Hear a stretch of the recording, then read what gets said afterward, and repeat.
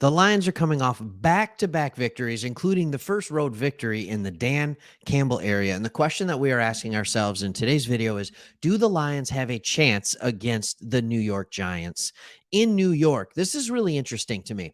This is really, really interesting to me because I think early on, we kind of circled this as one of the games that was like a 50-50 shot. And as the game is here and the Giants have gotten out to, what is it, like a 6-3 record, 7-2, something like that.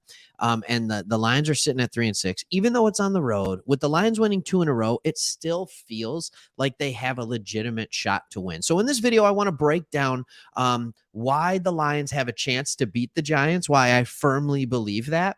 And I will tell you, especially at the back end of this video, the one big reason the Detroit Lions absolutely are a good and have a swinging, not even a puncher's chance, but a good chance to win this football game. So stick around for that. But the first one is, let's just look at the preview. And our friends over at Pride of Detroit do such a fantastic job doing the breakdowns. But the first thing they do is they always talk about offense versus defense, running and passing. So I want to just kind of look at this, and they're talking about passing yards allowed and things like that.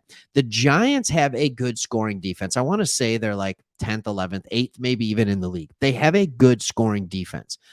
As far as yards given up, though, not as great. So I want to say, like, just think about this for a second. So the Lions pass offense is ranked 11. And the Giants' pass defense is 23rd. This is a favorable thing for us. And this is one of the reasons that I think we have a really good one. We're going to go over the injury report at the end of this video. But one person you will not see on there is DJ Chark. And if you have a healthy Chark, a healthy St. Brown, then all of a sudden our passing game is entirely different as long as the weather holds up well. Yes, Jared Goff has been inconsistent, but man, has he had some good games as well. All right, so as we continue to go down, we see our run offense versus their run defense. And what you're starting to see is that our offense versus their defense, even though they do a great job in scoring, our offense has advantage as far as yards allowed goes. And that is just a fact. Our offense is better than their defense in scoring and in yards and production. So I would expect us to be able to move the ball against them. The question is, can we limit turnovers? Can we capitalize on red zone opportunities? But let's flip it into the other side of things, their pass offense versus our pass defense. And this is why I'm going to tell you why I think we absolutely have a chance. Wendell Robinson is questionable. They couldn't make it work with Tony. Kenny Golladay is questionable. Hey, remind me if anybody's heard that before. Kenny Golladay, questionable. He's questionable every stinking game. So anyways, I look at this and what I say is they have Daniel Jones. He is absolutely better than he has been in the past. He has been a good player. He's being a game manager. He has good legs. I think he's ran over 100 yards in a game. Like, he is a good player.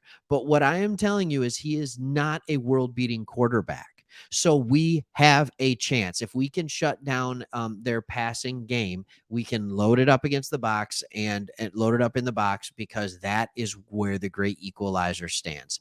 Their run offense, 13th, my butt, versus the Lions run defense. They have the best straight running back in the league right now, outside of maybe Nick Chubb for straight running. Saquon Barkley is back, ladies and gentlemen, and he is playing well, and it terrifies me, especially with Josh Pascal already ruled out for this game. What is that going to look like in the trenches for us? How are we going to be able to play that run? Malcolm Rodriguez is still questionable, even though he got in a practice every single day. So what does that run defense look like for us? Do we have a chance in that? So when we look at some of the stats, it's almost dead even. Like, our offense is ahead of their defense in both categories. Their offense is ahead of our defense in both categories. It's weird because when you look at these two teams, especially traditionally, you wouldn't think to yourself like, oh yeah, it's really close because the offenses are significantly better than the defenses. When you get to the actual scoring, though, that's why the Giants are winning. Even though their defense is giving up some yards, they're not giving up points.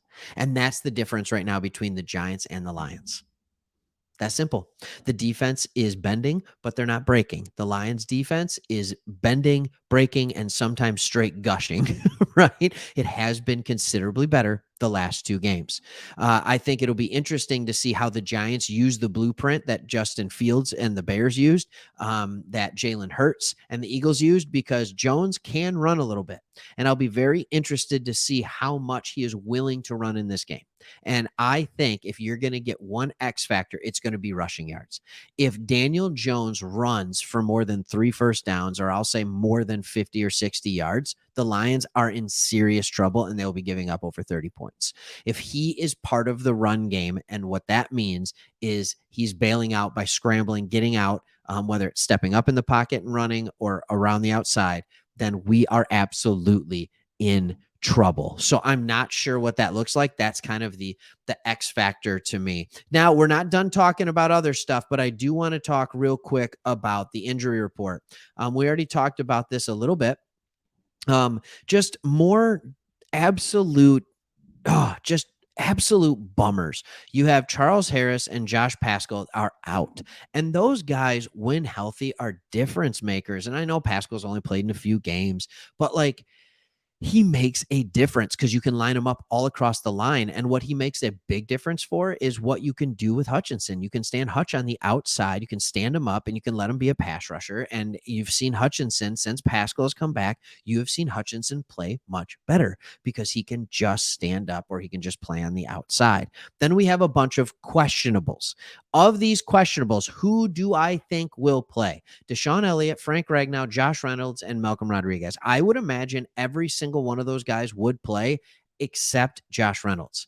And the reason I say he wouldn't play is when you get a limited practice in on Thursday and then a did not practice or a did not participate on Friday, that's never a good sign. Now, it could just be, hey, he knows the offense. He knows what he's doing. It's year 2 with the team. We want to make sure he's rested up so we can get as many plays out of him as we want.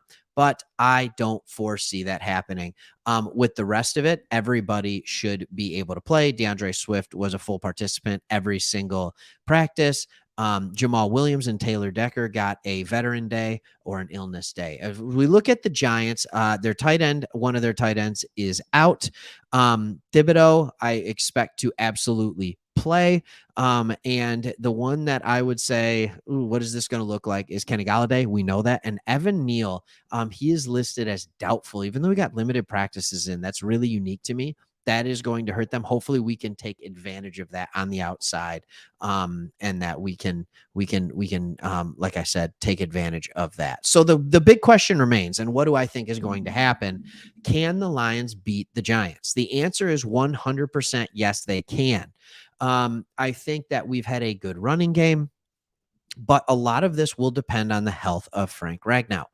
We have Jonah Jackson back, but Evan Brown is okay at guard. He's a good center, but we have seen that when Ragnow's out, Brown is over. Whoever has to man that other guard spot just hasn't cut it. So if Ragnow can play, I think that's a much better indicator for us in the running game.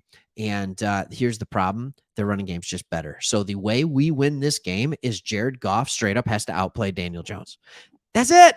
And so if he can outplay him and he's getting a weapon back in Chark, that's a huge, that deep ball threat. Take that top off the defense. I'm not saying Chark's the best at it, but it absolutely, he does it effectively. I'm ready. I'm absolutely ready. So we'll see what happens, and excited. I think that this is a close fought game, 1 touchdown either way. I think the Giants end up taking the victory because they're home. Lions are coming off back-to-back victories, but the Giants have gotten used to winning and winning in tight games. So as much as I would love to say this is going to be a Lions victory, I think we're probably looking at 3-7. But man, if we're looking at 4-6, we got a bunch of people that are real excited about the future of this team. All right, let me know what you think. Can the Lions pull it off? Are we going to get smoked? Am I missing something and we're just going to destroy the Giants? I don't think so, but it would be nice to see, wouldn't it? All right, guys, see you on the next one. Peace.